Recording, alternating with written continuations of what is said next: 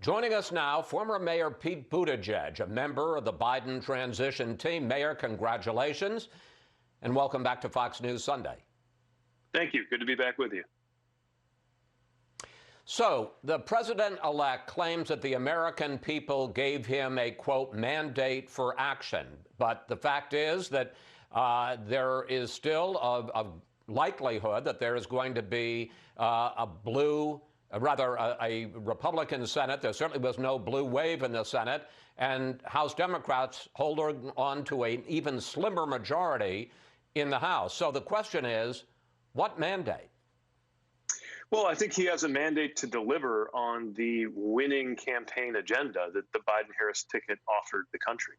This not only earned the support of the majority of Americans who voted for him to be the next president, but also we should remember that those who supported him and a remarkable number of President Trump's supporters support the agenda that Joe Biden is going to lead our country forward with. In other words, the idea of getting serious on COVID and having a science-led approach, which he's already underway on.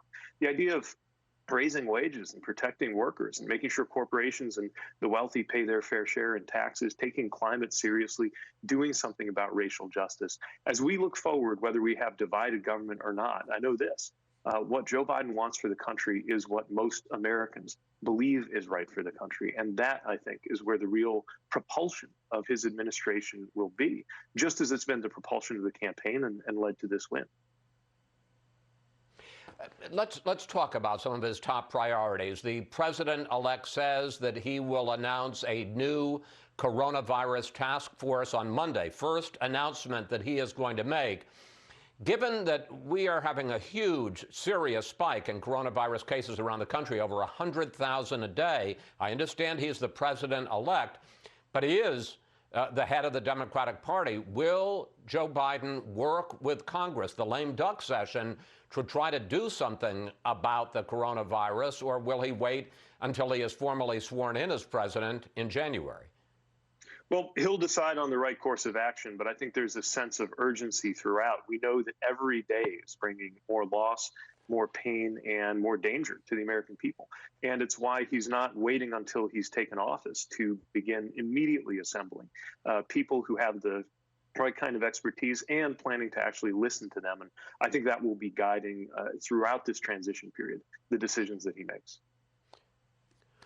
Well, let's talk about COVID relief. Millions of Americans, as you well know, are desperate for that, and the lame duck Congress is going to take that up. At this point, they're deadlocked. Will the president-elect, as his new position, unofficial, and as the head of the Democratic Party, will he work with Congress to try to broker a deal, or is he going to wait 10 weeks until January 20th?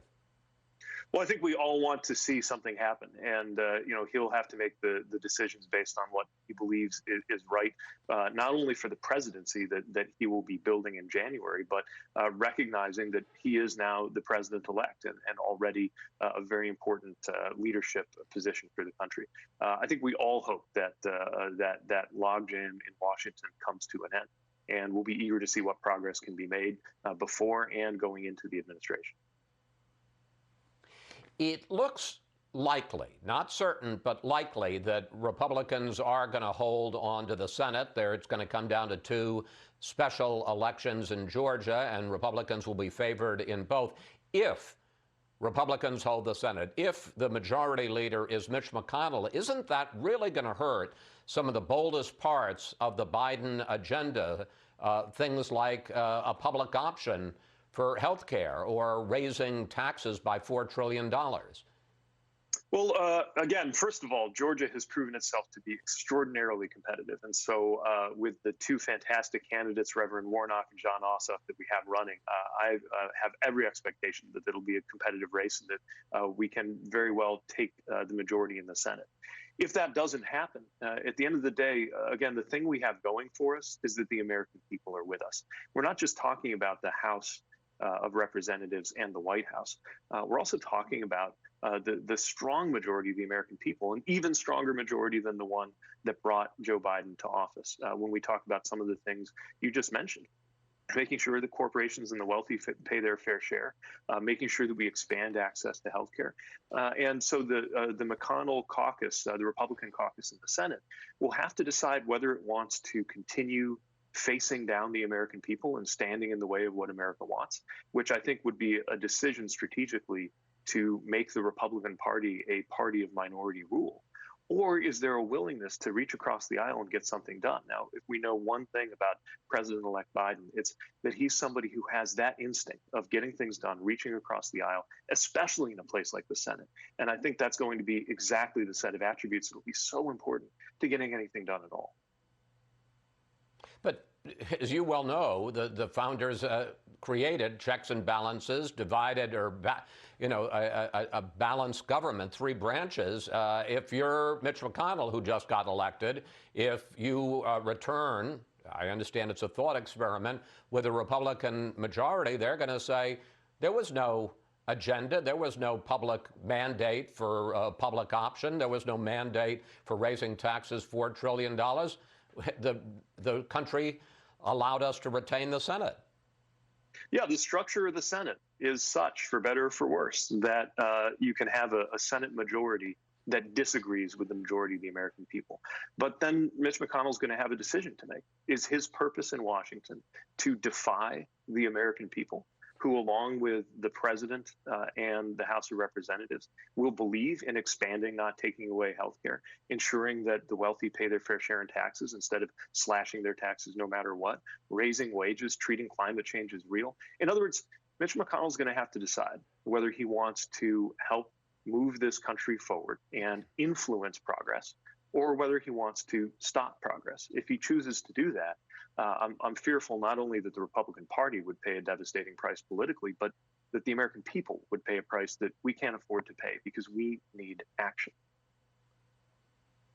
Well, let's talk about a much more serious and more immediate conflict. President Trump, as you know, continues to say that this election is stolen, that there was rampant fraud, and he intends to pursue legal challenges, he says, starting Monday in courts across the country. Here is the president.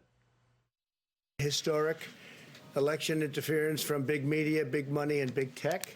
As everybody saw, we won by historic numbers, and the pollsters got it knowingly wrong. How much harder will it be for President-elect Biden to keep his pledge to bring the country together if President Trump continues to say and to contest the legitimacy of this election?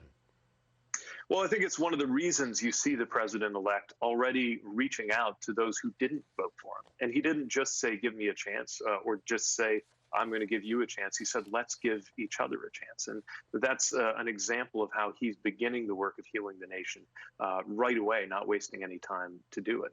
Look, even in these last days of his presidency, the current president, has a chance to show leadership, to act as the person who loses every presidential election in our history has done, and do his part to help move this country forward and bring us together. We've not seen that so far, and that's unfortunate. I was going to say, and if he doesn't, Mayor Buttigieg? Well, then it really comes down to his supporters. And look, this is a tough time. I've been on the losing side of many elections, and especially in a polarized country like this. I know that there are a lot of folks who supported the current president, who, maybe almost everyone in your neighborhood and your church and your Facebook circle of friends feels the same way, to where it's very hard to believe or accept that he's not popular. In the same way that 4 years ago, I had a lot of liberal friends who couldn't believe, literally couldn't believe, that Donald Trump had the support of more than a quarter of the country, let alone almost half, as he proved to do. But the simple reality is that President Trump has never had the support of a majority of the American people. And this is the reality of where America is and where the election results are. In terms of the popular vote, it wasn't even close. In terms of the electoral college vote, the results are clear. And the best thing we have going for us, no matter what this president says or does, whether in the last days of his presidency he rises to his responsibility or not, we know this much, which is there is a strong will among the American people, even those who voted the other way going into this election, to make sure that we come together, tackle COVID, make the economy fairer, ensure the wealthy pay their fair share in taxes, expand healthcare. In other words, exactly the agenda that got Joe Biden and Kamala Harris elected. Finally, Mayor, I got about a minute left. We're about to have the first woman in national office elected by all Americans, Vice President Kamala Harris, in a nation that breaks barriers, sometimes taking longer than I suspect some of us would like. How important is this? It's extraordinary. And, it sent a message to women, to girls across the country, and I think across the world, that you can do anything. And her historic role also as the first Black woman in this role, the first woman of South Asian descent, and somebody who really carried that weight of history throughout the campaign and did so well. I can't wait to see what her leadership is going to be like as a partner in change with Joe Biden and as Vice President of the United States. It is easy to overlook with all of the noise that's going on and the excitement around this election. I hope we don't overlook just how extraordinary, how historic, and how affirming of progress in this country her historic victory is. Mayor, thank you. Thanks for your time. You have been a good guest on this program during this long campaign, and maybe we'll see you in Washington starting in January. Thank you, sir.